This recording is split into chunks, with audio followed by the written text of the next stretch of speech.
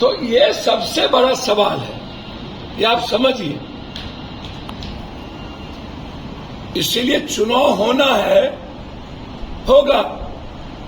हम चाहेंगे कि इस चुनाव से मैसेज जाए कि ये सेमीफाइनल चुनाव था और चंडाल चौकड़ी लोग अब खत्म हो गए, नए तरीके की राजनीति बिहार में शुरू हुई।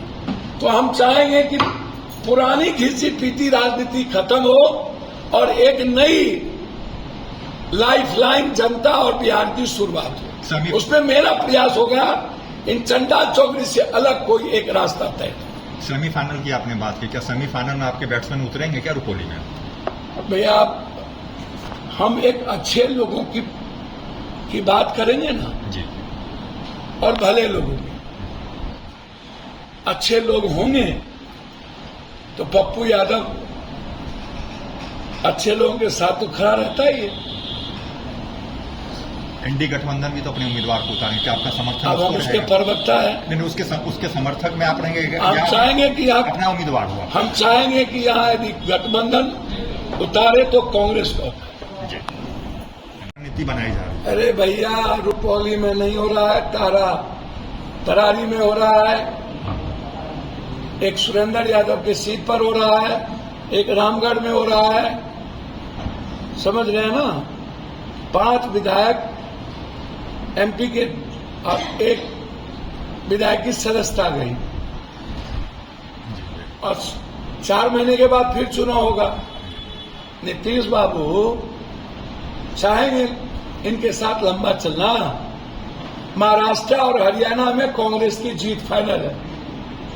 उसके बाद सरकार संकट में। नीतीश, नरेंद्र मोदी जी और अमित शाह में इंटरनल कंफ्लिक्ट हो चुका है।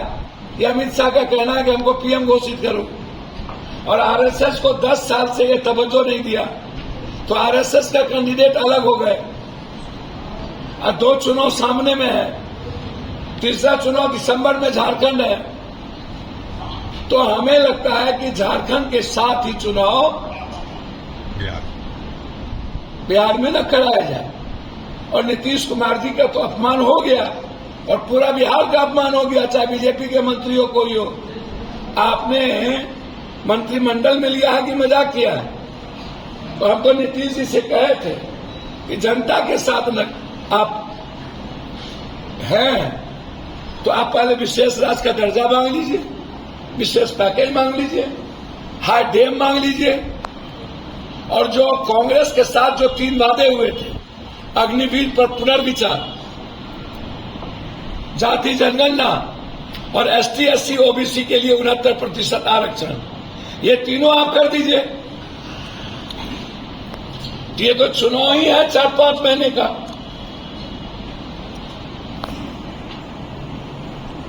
ये तो बाय इलेक्शन जो है वो बाय पोल होता है, बाय गवर्नमेंट, और एक जगह होता है। जनता भी बहुत इसमें इंटरेस्ट नहीं लेती है। भाई इसमें क्या होना है? कोई कहता है सरकार को न जाना है, आना है, चलो इसी को दे देते हैं। कोई इंटरेस्ट नहीं होता है इस सब चीजों से। या जो लोग जीत के जाता है वो फिर सरकार का हो जाता है। आपका रहेगा, आप अकेले जिता के भेज दीजिएगा, कल के दिन वो अपने मन मियां मिट्टू हो जाएगा। आजकल किस पर भरोसे कीजिएगा? हजारीबाग से जुड़ा हो, और पटना में भी होना है। आप इस बात को, वही बात नहीं कह रहा हूं, आप इस बात को समझिए कि कितना डेंजरस है।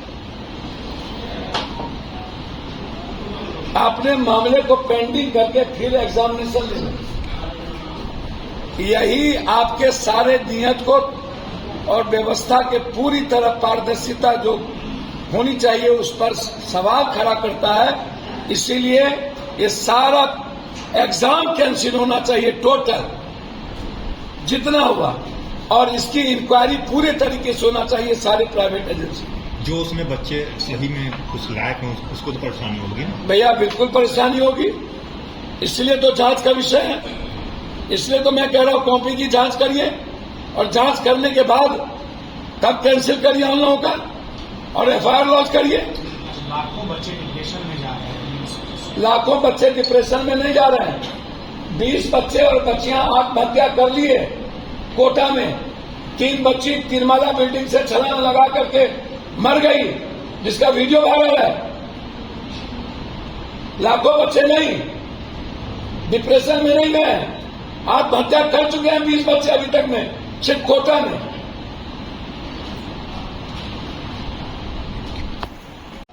पहला तो मेरा डिमांड है कि नीट्स को जो प्राइवेट एजेंसी के द्वारा जो करवाया जाता है, और प्राइवेट एजेंसी जो इसमें इन्वॉल्व है, हर कीमत पर किसी भी परिस्थिति में पहला डिमांड है कि जो भी एजेंसी हायर किया गया है, प्राइवेट एजेंसी, नीट्स के एग्जामिनेशन को कंडक्ट करके उसको नंबरिंग कर रिजल्ट देने का।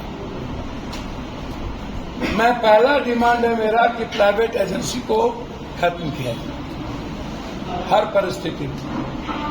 प्राइवेट एजेंसी चाहे वो जैसा का हो, चाहे किसी का भी। दूसरा, 4 तारीख को जब भारत में सबसे बड़ा लोकतंत्र के महापर्व का रिजल्ट हो रहा था, फिर उस दिन नीट्स के रिजल्ट को आउट करके एक ही जगह के 68 बच्चों पे एक ही मार्किंग में रिजल्ट को देना, इस तरह हजारीबाग की भी घटना, अन्य कई ऐसे लॉज है बिहार में, पटना में, जहां 12 लड़के एक लॉज में हैं तो वो 12 को एक ही नंबरिंग आना। ये सब मामला सुप्रीम कोर्ट के न्यायाधीश से जांच का है, या हम लोग सदन में जेपीसी से जांच का ये मामला उठाएंगे कि ये मामला जेपीसी से जांच हो। इस देश में सबसे बड़ा यदि आतंकी व्यवस्था कुछ आज के डेट में है, तो प्रतिभावान बच्चे, जीनियस बच्चों की जिंदगी के साथ खिलवाड़ करने की सरकार की नीति और नीयत। आने वाले समय में कोई भी क्वेश्चन आउट ना हो और नीट्स में हमारे बच्चों की जिंदगी के साथ खिलवाड़ ना हो, इसके लिए कोई भी सीमा हम क्रॉस करेंगे सदन और सदन के बाहर, चाहे इसके लिए परिणाम जितना भयावह। 1200 बच्चे